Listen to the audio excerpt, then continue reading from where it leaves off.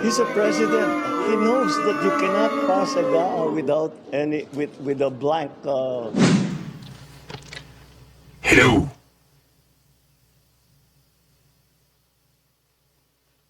May expose tayo today, mga kabarban.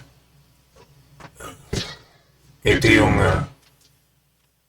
mga kasinungalingan daw ni Tatay Dito. Pakinggan natin.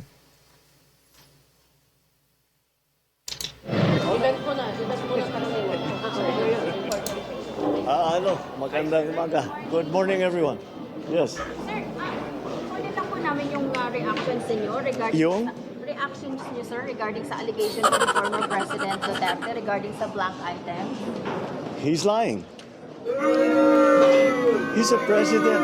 He knows that you cannot pass a GAA without with a blank. He's lying. Gago! And he's lying. Papakinggan nyo, no? Hindi pa nga siya hindi pa niya masyadong iniintindihan tanong. Sagot ka agad is, he is lying. Ang napaka-weird ng ilang sagot to wala pang iniintinding tanong eh. He's lying. Yun ang agad ang sagot. Ewan ko ba? Now, pakinggan nyo all throughout how he answered yung reporter dun sa tanong na yun. So, para bang ang tema is hindi ba siya nag-brief masyado nito ng mga tao niya? Well, malamang nga nangyari nito, nag-brief na siya kung ano yung tatanong sa kanya. And technically, sasagutin niya to ng dapat na scripted ang peg. Pero, pakinggan natin yung mga pinagsasabi nito, This is our president, remember, Ganyan siya sumagot ka agad, hindi pa nga na iintinding tanong, parang, alam mo yun. Anyway.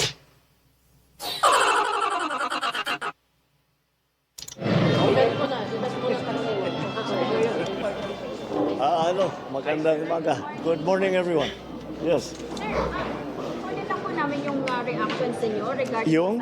reactions niyo, sir, regarding sa allegation po ni former President Duterte regarding sa blank item. He's lying. He's a president. He knows that you cannot pass a GAA without with a blank. He's lying.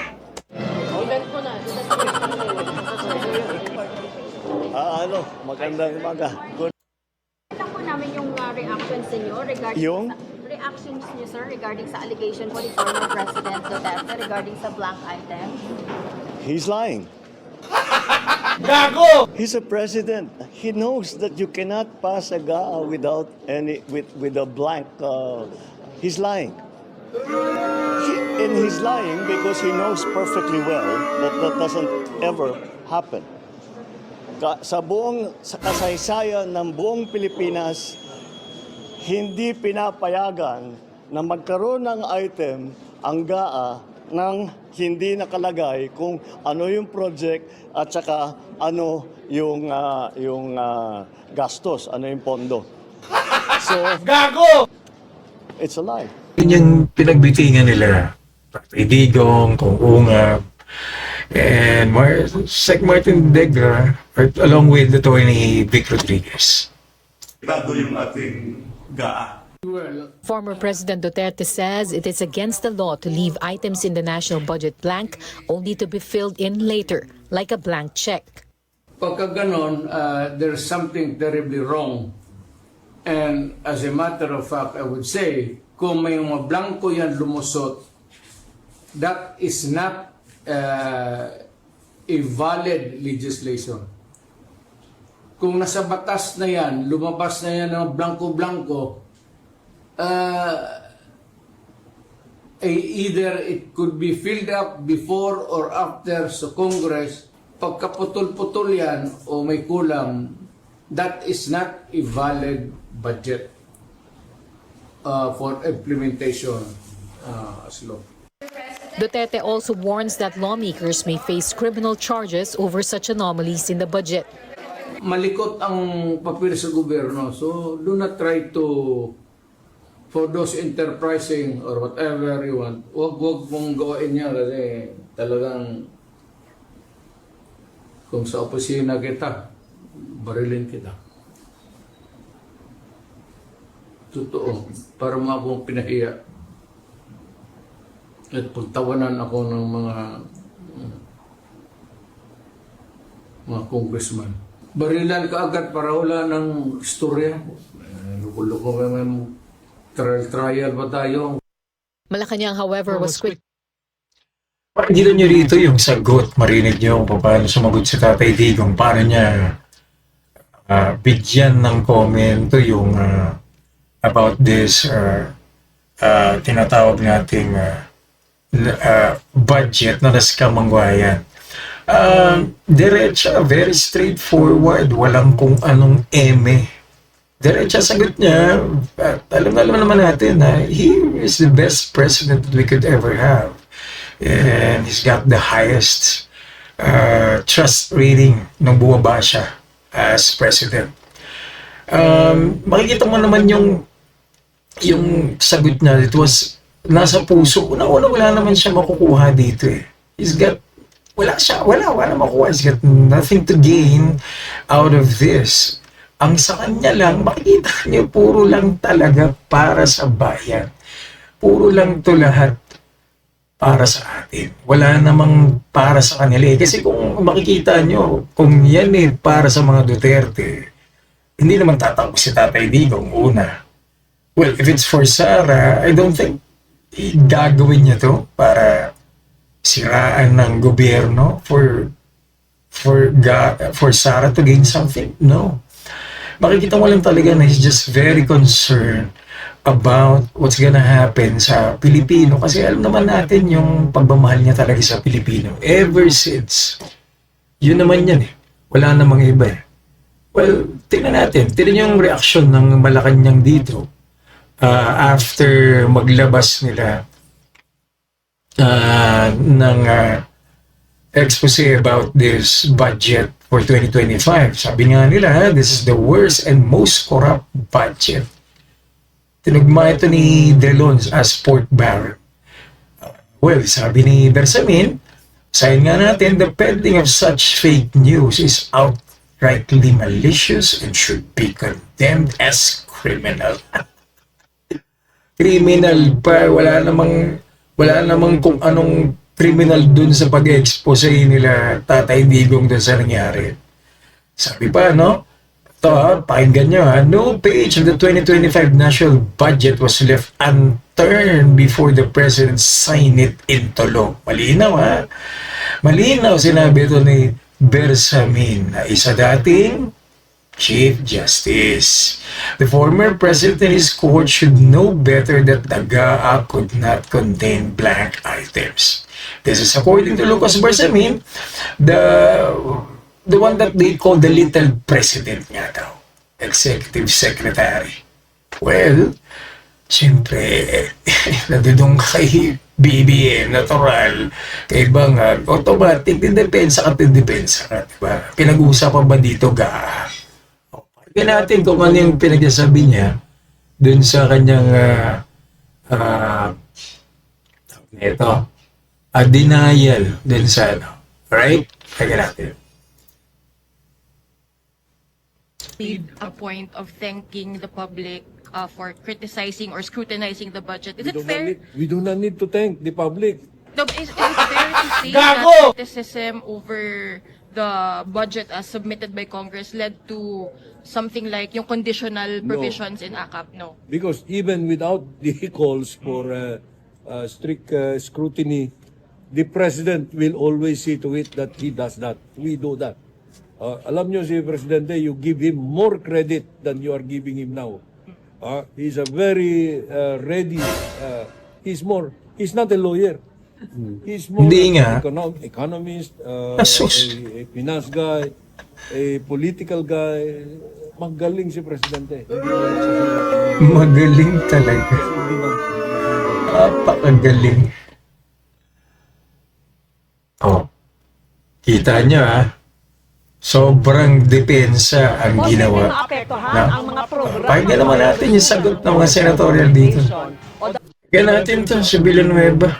Okay sana to eh. Kaso, Una, gusto kong sabihin as a member of the BICAM and what I signed Sige. is a full bicameral conference committee report. So lahat nandun, may mga items tayong nakita.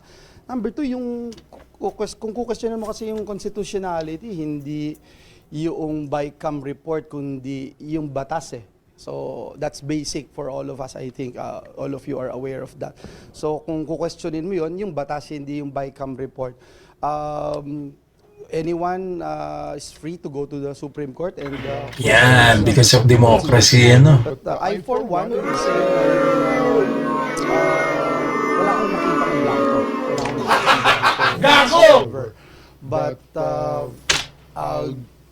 hindi ko rin sinasarado yung mga rumors na naririnig natin na may mga ilan na wala pang item, no? Kaya in the name of transparency, binabanggit natin kanina dun sa speech natin when we received the award, napakahalaga ng accountability and transparency. Ay, nako. Imagine niyo, kasama kayong pumirma doon, sama-sama kayo na sa BICAM. It's obvious, very clear that they saw those blanks. Wag na yung super deny na wala. Well, tingnan natin ha.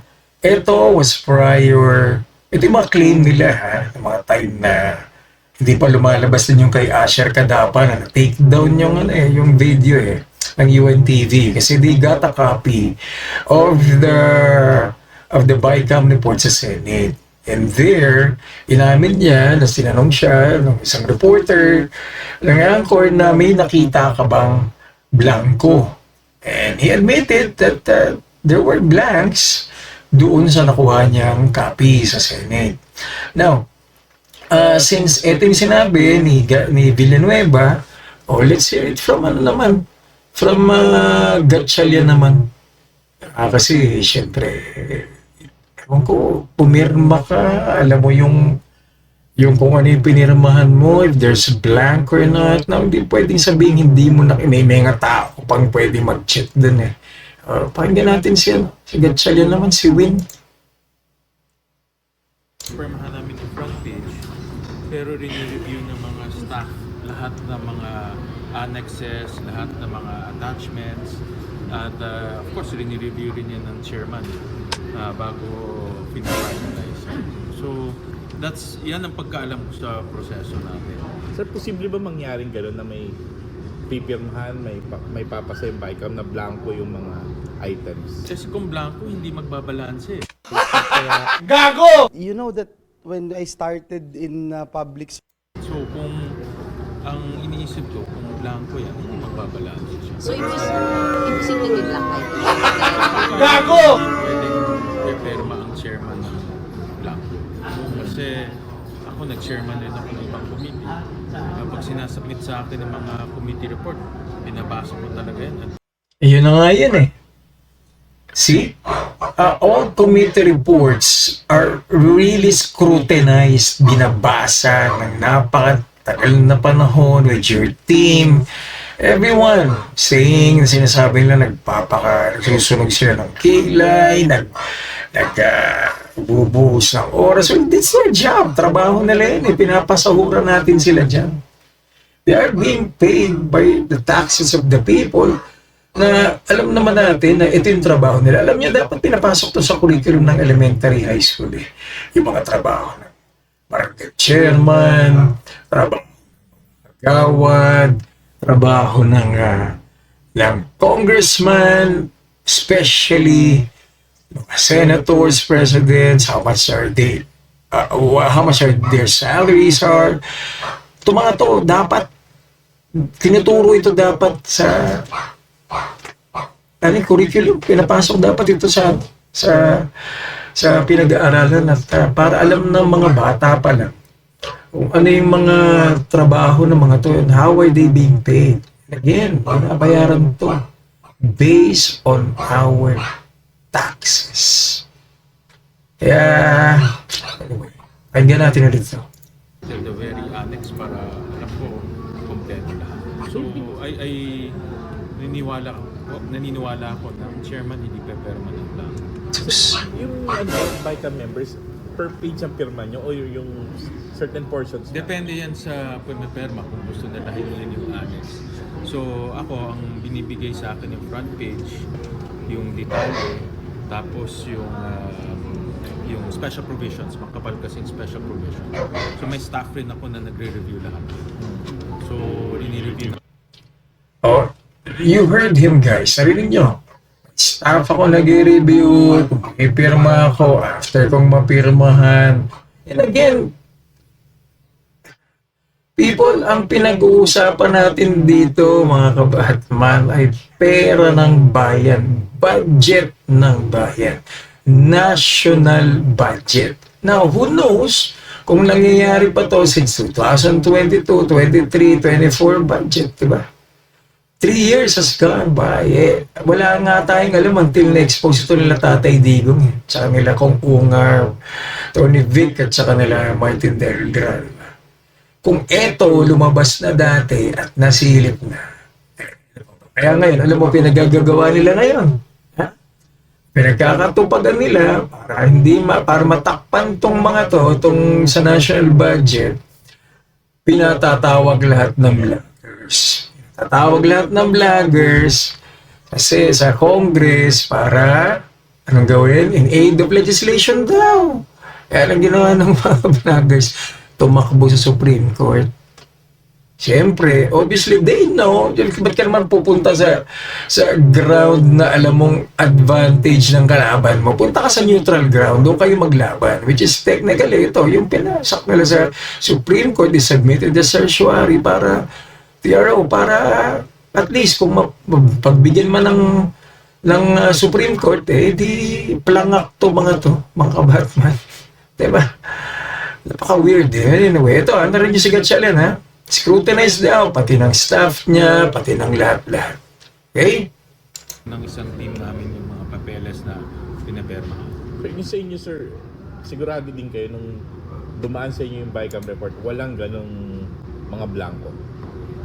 Sa akin wala Wala. Gago! Sus Marios. Kasi dapat balanse yung tinitignan namin parati. So, I have a whole team na tinitignan yung budget bago pinapermahan. So, isa pang controversial yung CSE, yung Comprehensive Sexual Education. Ay, no. So, dyan. Talang tatapos yan kay Gatchalian. And now, let's hear it from the... Sino pa ba ito mabangis, ha?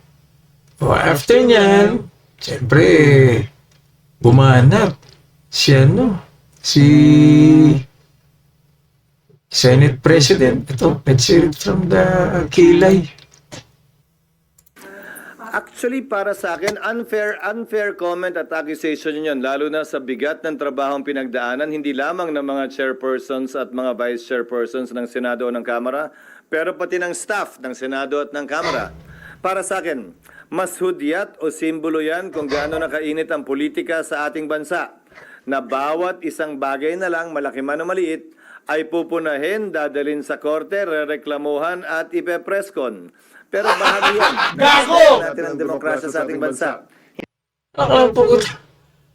Malaki daw o maliit, ginagawa daw issue.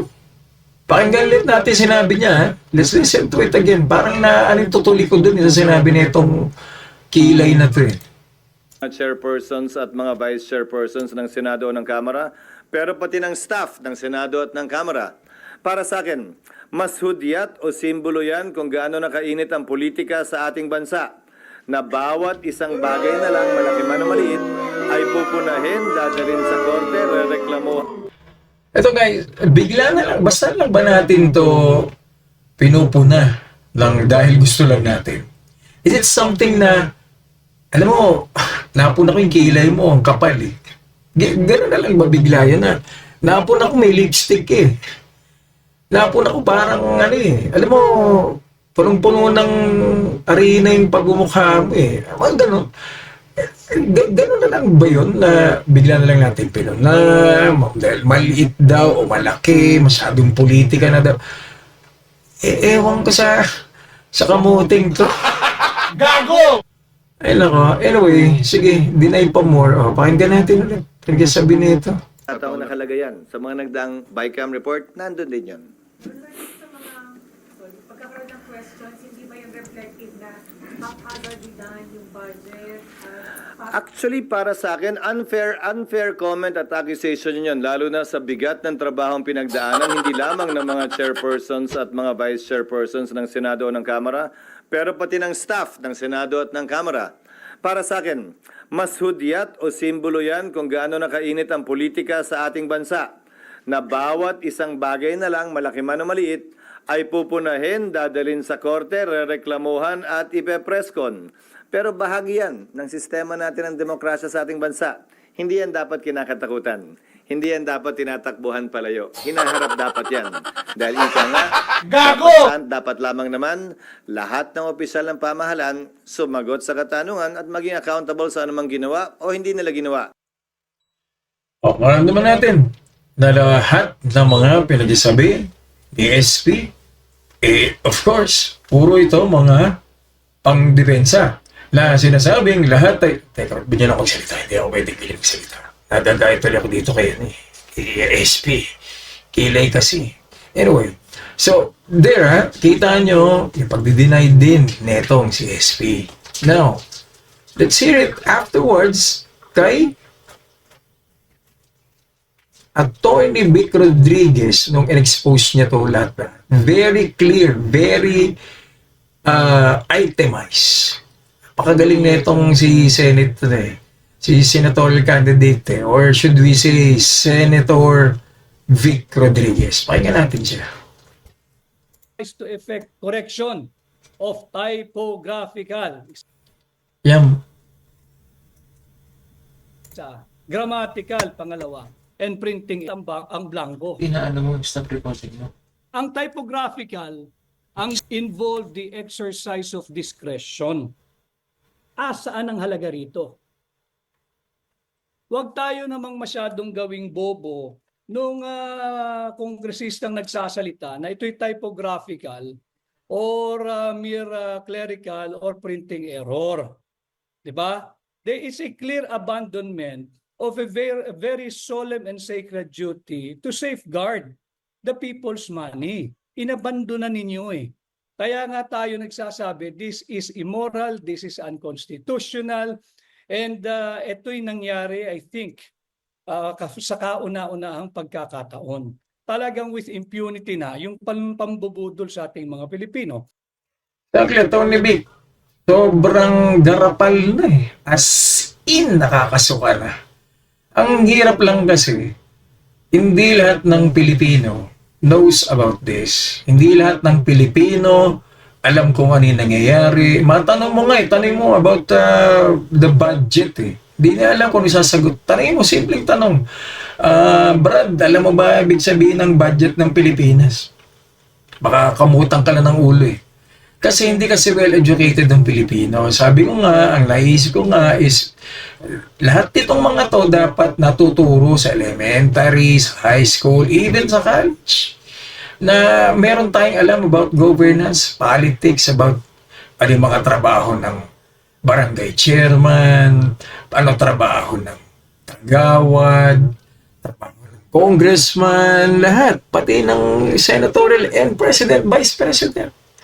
So, dapat yan inisa-isa eh. Well, magaling yung pagkaka-explain ni Atty. Vic dito. Napaka-simple at napaka-straightforward. Tinagalog na ngayon, siya nag-English eh. Kahit kaya naman niya explain in English eh.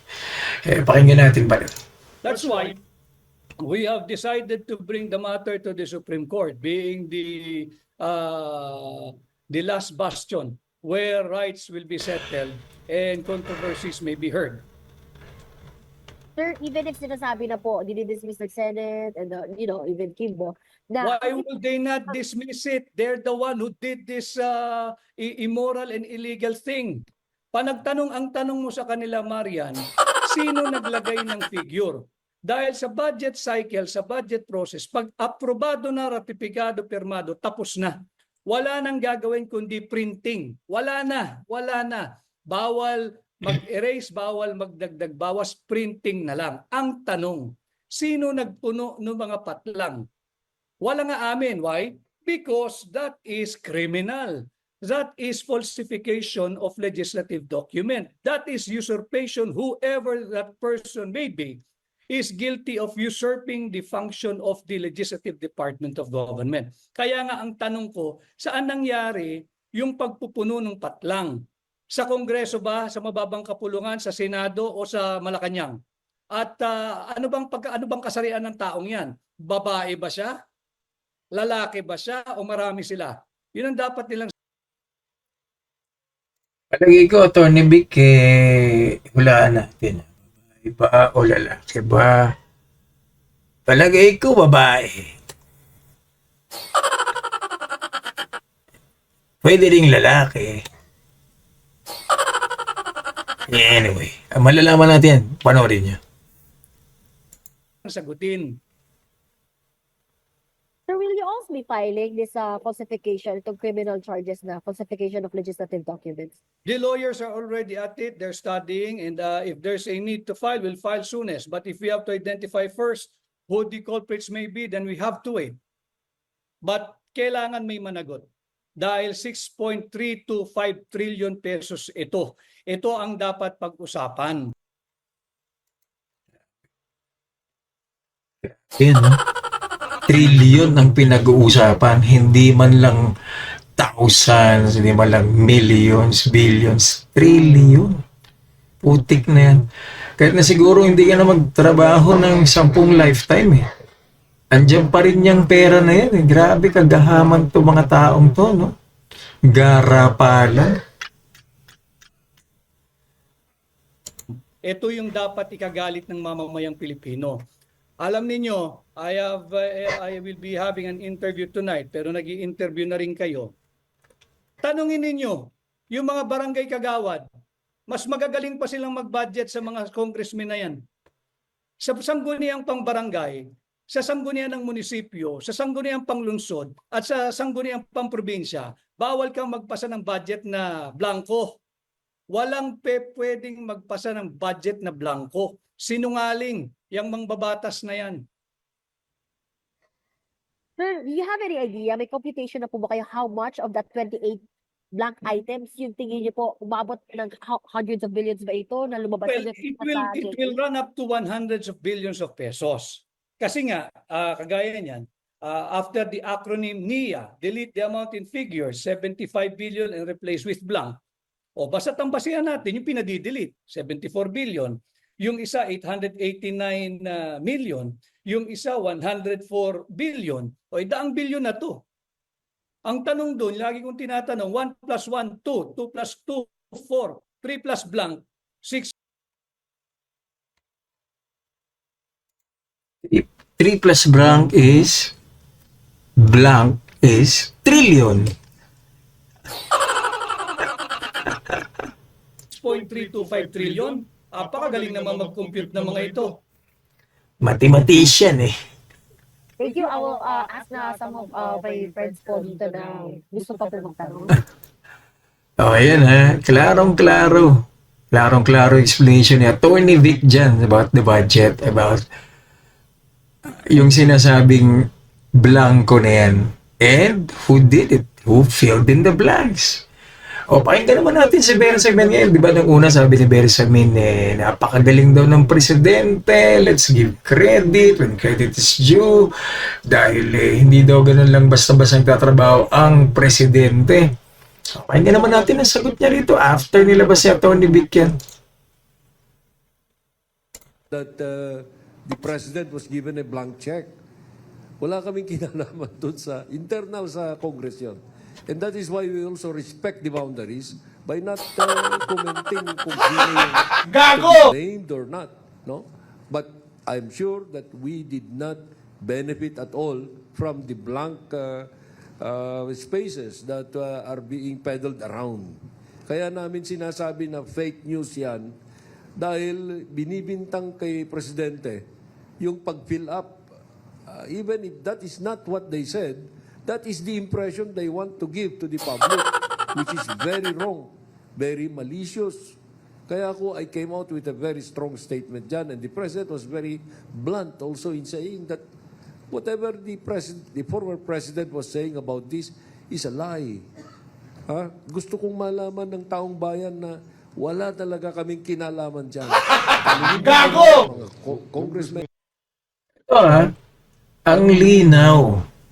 Una, ang banat niya, former President, in-acknowledge siya yung sinasabi ni Presidente Bangag na that the former President, Tatay Digong, is lying nga daw.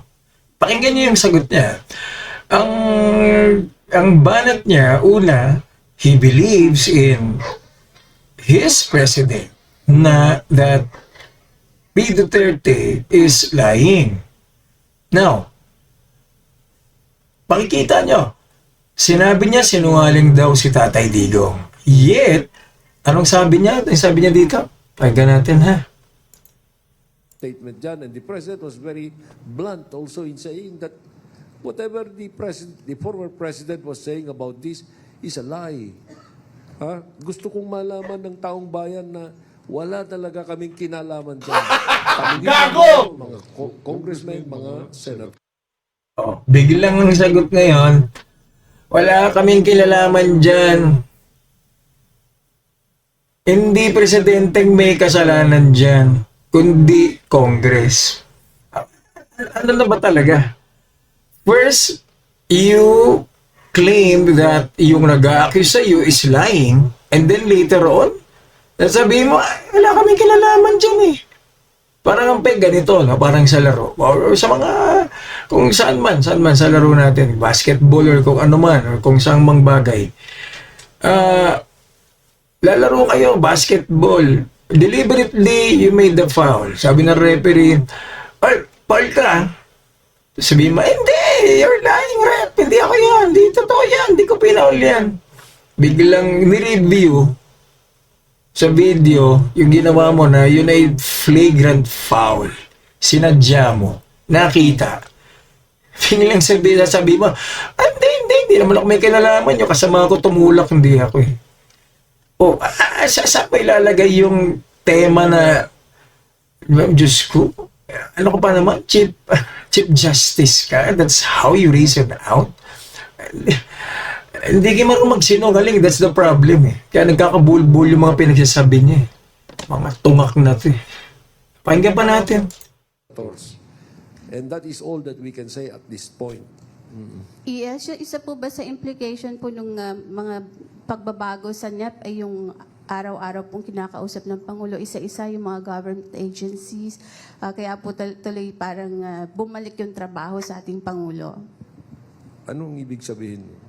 Dahil po doon sa mga binago sa NEP, kaya po napilitan ng Pangulo na isa-isang kausapin yung mga government agency po.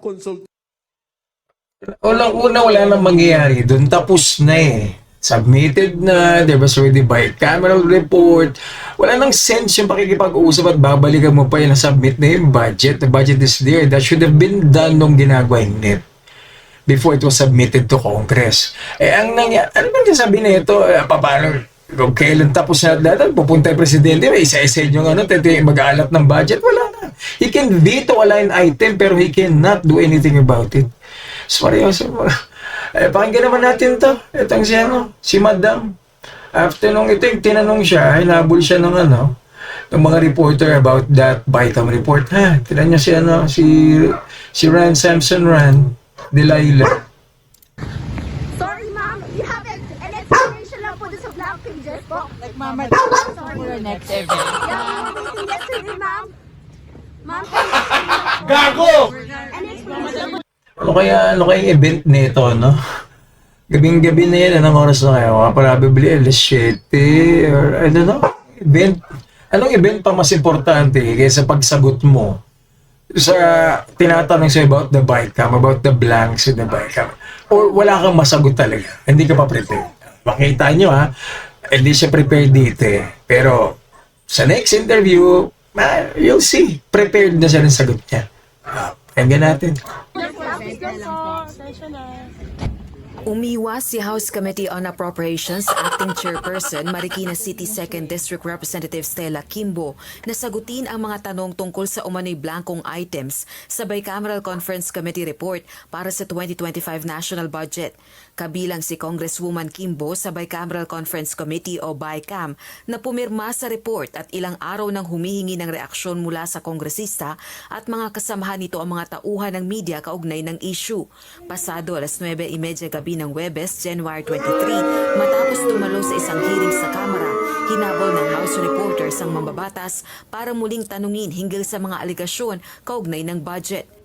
Gayunman, wala pa ring tugon ang mambabatas. Kong Stella, may issue. Nagmamadali lang siya. Nagmamadali. Pasensya na. Nagmamadali lang siya eh. Gago! Nagmamadali lang siya. Ay, nagmamadali lang siya. Wala pang kongresista na bahagi ng BICAM ang nagsasalita kaugnay ng Mamadali o walang sumasagot? sa Bicameral Conference Committee report para sa 2025 National Budget. Si Davao City 3rd District Representative Isidro Ungab ang naghayag na may mga blankong items. Kaya tinawag ni dating Pangulong Rodrigo Duterte na invalid ang nilagdaang pambansang pondo o General Appropriations Act ni Pangulong Bongbong Marcos Jr.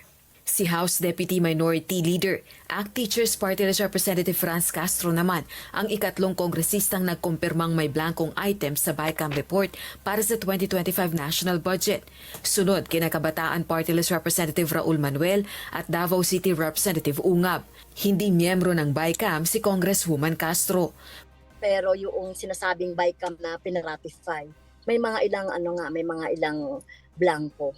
Pero yung sinabmit kay Presidente, so tingin na wala kaming alam doon. Kita nyo ha? Itong convicted child abuser na to, inamin din. Pero too late na eh. Kung kailan nag-open si Tatay Digong na merong blanco, tsaka na sila nag-acknowledge ko. Sumakay na lang. Obvious naman. Sumakay lang dating dito mga to. Kaya, yan yung sinabi ni Kimbo ha. Tapos after a few days, nung may script na siya, eto na yung sinagot niya. Ganyan. Latter will prevail. Which happened in this case kasi yung BICAM report merong blanks and then yung printed bill ay merong figures. So, Umpisa natin ha. po ay malayang gawin yan, pero kami naman po ay we stand by our position that the 2025 GAA is lawful, valid, and enforceable. Gago! Naman po ang enrolled bill na in short po ang sinabmit po ng Kongreso Sige. na General Appropriations Hindi yata na-memorize mabuti. complete. At yun po ang naging basihan po ng 2025 CAA. Ma'am, you also mentioned in a statement na yung pag-ratify nung revised or yung corrected version ay unnecessary. Ma'am, can you elaborate lang and sound out? Opo. So, as I said yesterday, merong dalawang omnibus provisions sa ating BICAM report. At ang isa po doon is that in case of conflict between the BICAM report and the printed version of the bill, the latter will prevail. Which happened in this case kasi yung BICAM report merong blanks and then yung printed bill ay merong figures. So in that case, ay yung printed bill ang nag-prevail ayon sa omnibus provision. Ang importante dito is yung BICAM report ay ratified by the members. So ibig sabihin ay recognize ng members na may posibilidad na magkaroon ng corrections. Pero ang first omnibus provision has to do with the nature of the corrections. Ang sabi dun sa first omnibus provision, typographical errors as well as adjustments as a consequence of the amendments. So doon po sa adjustments, magpo yung pag-fill in the blanks. Absolutely. At napaliwanag ko naman po na ang adjustments na nangyari po ay very ministerial. Ibig sabihin po, makikita po natin na these are based on the Senate Committee report, based din po sa HGAB, based din po sa actually, you will also see some of the figures in other portions of the BICAM report itself, and as well as BICAM discussions. Ang Technical Secretariat had absolutely no discretion. Yun ang importante po doon. Kaya sinasabi po natin na ministerial lamang po. Wala po silang discretion. May ilang po typographical error or ganun grammatical error yung nature ng pinil na blank. Parang amounts po siya which needs the discretion na po. Pakinggan nyo mga kabatman, yung sasagot niya rito tinanong kung mayroon bang discretion yung mga admin nila. Pakinggan nyo. So, again, I stand by our position na meron pong typographical error. May typo error. Merong sinabi doon na amount na amended pero hindi naman amended because the figure is the same. So clearly, typographical error po yun. Meron ding in one page na formatting error. So clearly, typographical error yun. And the rest would be adjustments as I had described to you. And as I said, ang importante po doon ay walang discretion po ang ating sekretariat sa kanilang paglagay po or pag-report. Actually, ang nangyari po doon is ni-report po ang mga figures na napagkasunduan na po ng ating BICAM members. So, pero I just want to make a distinction. So, kung ang ginawa ay naglagay ng figures na on their own at hindi pinag-usapan, yun po ay mali, yun po ay unconstitutional. Pero sinasabi ko po sa inyo, hindi yun ang nangyari. So, yun ang distinction. At again, as I had explained, lahat po ay ayon sa reports na existing na po. Bali yung blanks, meron ng sure figures yun. Yes. Yes, lahat po. So ano yung reports na yun? Senate Committee Report, the HGAB, the other portions of the BICAM report itself. Kasi merong main tables, kasi ang blanks po are in the special provisions. Doon po nangyari yun. And, so na-mention ko na, Senate Committee Report, HGAB, the BICAM report itself.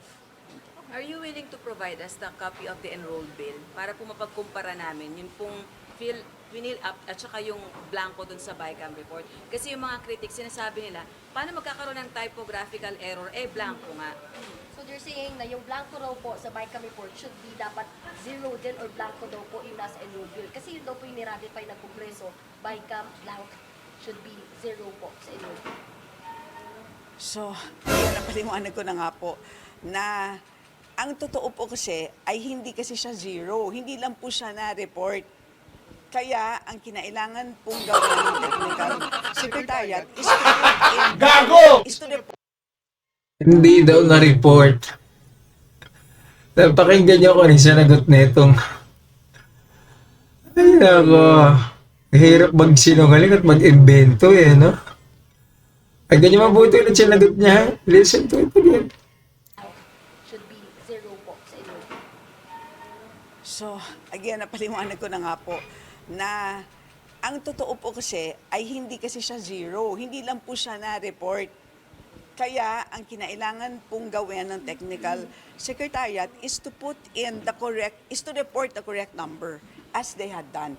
And ayon sa those provisions ay authorized naman po ang ating Technical Secretariat as to the copy of the Authorized daw ang secretariat according to Kimbo. In-explain nga ni Tatay Digong, and it said the omnibus motion, not even a comma, a dot, should be done by anyone after it's submitted and it was signed and it is ratified. Hindi na pwede yun kasi a comma, a period can alter the meaning or anything for that matter. Ang dapat dyan, ibabalik yan ulit at saka pipirmahan, panibago na naman yan. Panibagong meeting ulit yan. Kasi dahil may binago. Diba? So, katarantaduhan itong mga pinagsasabi nitong sige, ang hirap kasi magsinungaling eh, no? Grabe. Ito, ewan ko ba? Enrolled bill, yan po ay available na po sa ating archives. So available na po siya. So to answer the question, sino ang nag-fill out ng blanks? Secretary, technical secretariat, based sa napag-usapan ng BICAM. Oh, listen to this. Pakinggan yung mabuti na isasagot nitong ugok na to. Promise. Magugulat kasi sasagot niya. Yes. So ang nagpre-prepare po ay ang Senate Technical Staff ng Committee on Finance. Kumbaga yung narrative ni na Kongong incomplete, is that what you're saying? Yung nilabas nila na storya about the blanks, they didn't tell us the whole story? Ay, hindi ko alam kung ano kanilang motivation. You need to ask them. Pero ganyan na po ba ever since? Hindi lang ngayon, na may mga Ito blanco na pong omnibus provision ay nandyan po since 2007. So I checked every... Malaki kasi kasunungalingan na walang depekto daw yung budget. Very clear na defective talaga yan. Kitang-kita naman na blanco yung report eh. Hindi naman ito typographical error. Ang typographical error would be like comma, a little bit of dadagdagan ng konting period, yung spelling mali. Yun ang typo. Iba yung blanco na deliberate na blanco and then fill up afterwards. Hindi typo yun. Mariopes naman. So, yan.